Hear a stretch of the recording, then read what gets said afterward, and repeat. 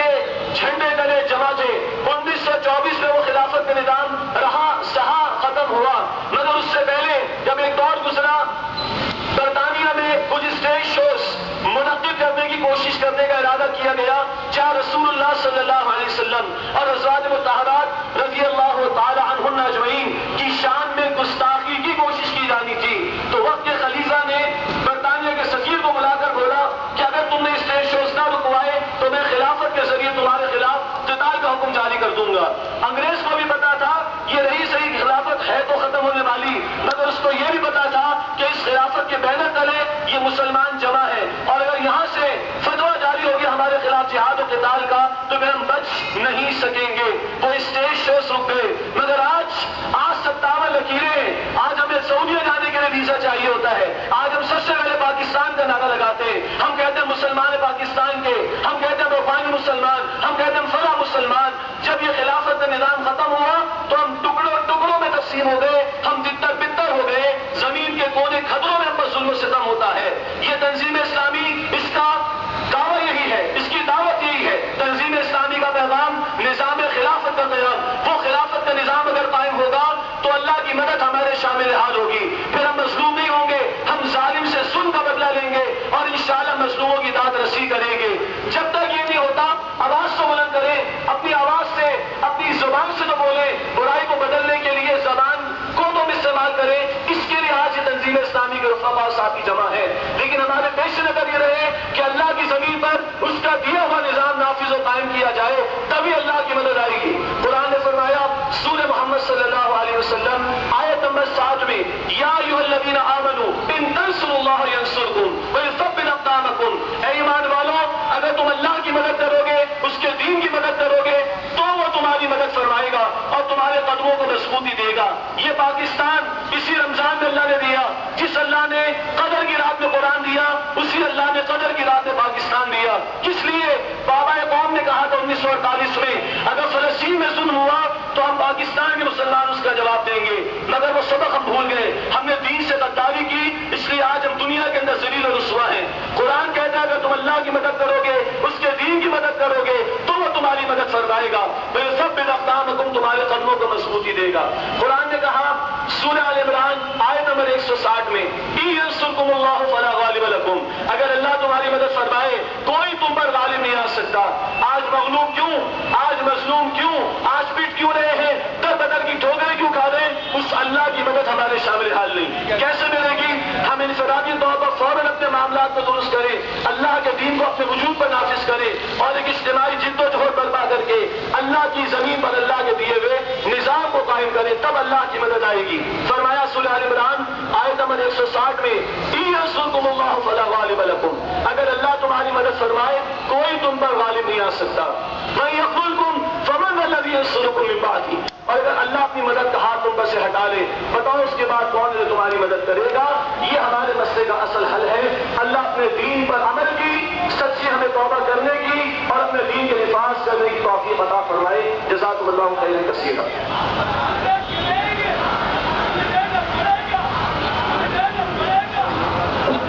تنظیم اسلامی کا پیغام، نظام خلافت کا قیام. اس مظاہرے میں ہمارے ساتھ تنظیم اسلامی کے ناظم اعلیٰ، نائب ناظم اعلیٰ جناب سید نسیم الدین صاحب بھی موجود ہیں.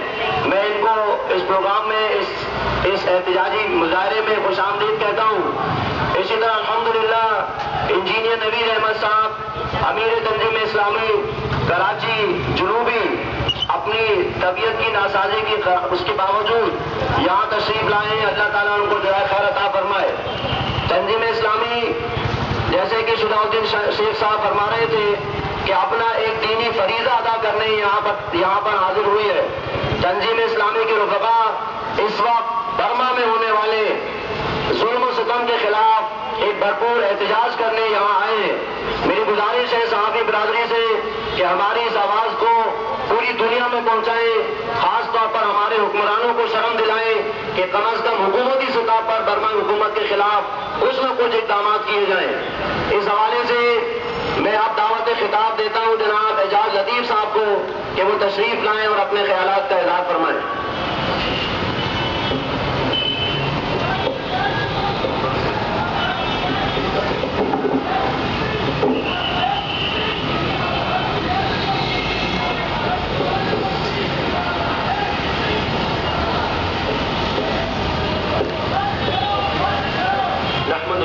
ونصلي على رسوله الكريم أما بعد فأعوذ بالله من الشيطان الرجيم بسم الله الرحمن الرحيم رب اشرح لي صدري ويسر لي أمري واحلل عقدة من لساني يفقهوا قولي آمين یا رب العالمین۔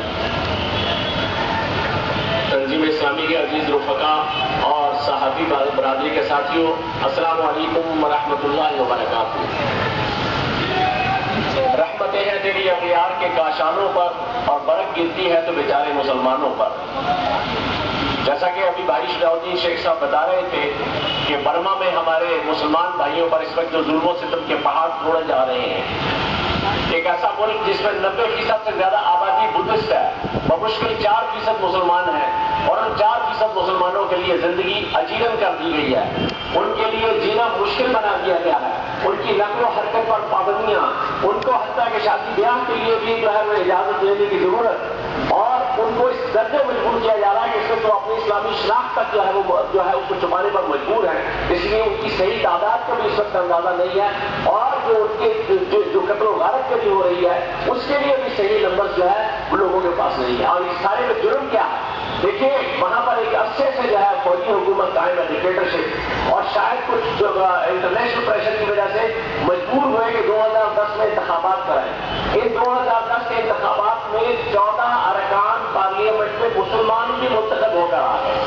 اب یہ چیز ان کے لیے جو ہے وہ ناقابل برداشت ہو گئی، اور اس کے بعد پھر اس سے بھی آگے بڑھ کر ان کا ایک بہت بڑا جو ہے وہ اجتماع ہوا جس میں لوگوں کو اسلام کی طرف جو ہے وہ دعوت، اور اس میں 2 خواتین نے اسلام قبول کر لیا، تو اس پر انہوں نے جناب ہنگامہ برپا، اور مسلمانوں کے خلاف جو ہے یہ ان کی فوج نے وہ قتل و غارت کری کا وہ بازار گرم کیا ہے کہ آپ تک بھی جو ہے جو سوشل میڈیا کی جو فوٹو وغیرہ پہنچی ہوگی اس میں آپ نے دیکھا ہے کہ لاشیں کس طرح سے سوختہ، اور ہزاروں نہیں سینکڑوں کی تعداد میں جو ہے ہزاروں کی تعداد میں جو ہے وہ بچے بھی عورتیں بھی کوئی جو ہے نہیں، اور ان بیچاروں کو ہجرت پر مجبور، اس لیے کہ ان کا یہ صوبہ جو اراکان کا ہے یہ بنگلہ دیش سے قریب ہے، اور وہاں سے جو ہے وہ 1 لاکھ کی تعداد میں تقریباً جو ہے ہجرت کر کے اس وقت وہاں جانے پر اب بنگلہ دیشی حکومت نے بھی بجائے ان کو جو ہے وہ اون کرنے کے یہ ہمارے مسلمان بھائی ہیں لٹے موٹے آئے ہیں ان کو کوئی جگہ دی جائے، اس کی بجائے انہوں نے بھی جو ہے ان کو جو ہے وہ واپس دھکیلنا شروع کر دیا ہے۔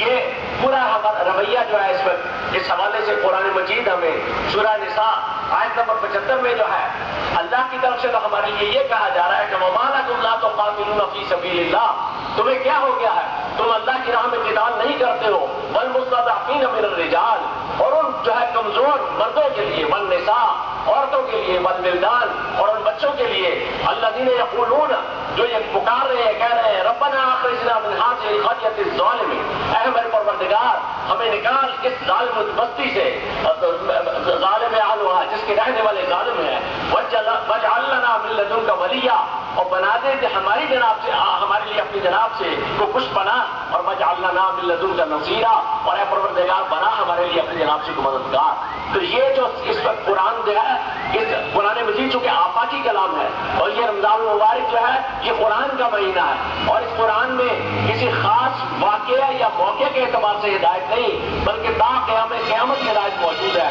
تو یہ ایسے ہی مظلوموں کی پکار جو ہے اس پر لبیک کہنے کے لیے امت مسلمہ اور بالخصوص یہ ارض پاکستان جو کہ لیا ہی اسلام کے نام پر لیا گیا، اور جسے اللہ تعالیٰ نے پوری امت مسلمہ میں واحد اس ملک کو یہ سعادت عطا فرمائی ہے، اسے ایٹمی قوت بنایا ہے۔ یہ ایٹمی قوت کس کام کے لیے اور کس وقت کے لیے ہے؟ اگر یہ اپنے مظلوم بھائیوں کی مدد کے لیے نہیں اٹھ سکتے ہیں، اگر یہ اس کے لیے آواز نہیں بلند کر سکتے ہیں، اگر یہ دوسرے جو ہے وہ کمزوروں کی طرح منہ میں گھنگنیاں ڈال کر صرف جو ہے وہ خاموش بیٹھے رہنے اور مسئلے پہ اور ہز ماسٹرز وائس بننے کا یہ جوائن کر رہا ہے، تو پھر اس ایٹمی قوت کا کیا فائدہ ہے؟ یہ جو ملک جسے امت مسلمہ قیادت کے لیے دیکھتی ہے، جو دیکھتی ہے کہ جس طرف یہ چلے گا اس کے ان کے پیچھے چلیں گے، تو ہم کیوں لیڈ نہیں لیتے ہیں؟ ہم ان مظلوموں کی آواز پر کیوں جو ہے وہ ان کے لیے جو ہے ان کی اس ظلم کے خلاف آواز بلند کیوں نہیں کرتے ہیں؟ اس وقت جو ہے جیسا کہ بتایا گیا کہ جانوروں کے حقوق، پرندوں کے